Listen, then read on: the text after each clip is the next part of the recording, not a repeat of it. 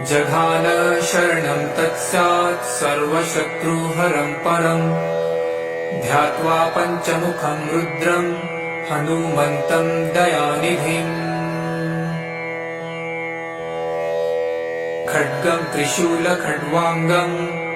पाशमङ्कुशपर्वतम् मुष्टिकौमदिकी वृक्षं धारयन्तं कमण्डलुम्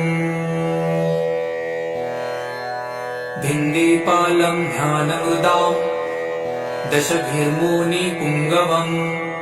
एतान्यायुधजालानि धारयन्त भजाम्यहम् प्रेतासनोपविष्टं तं सर्वाभरणभूषितं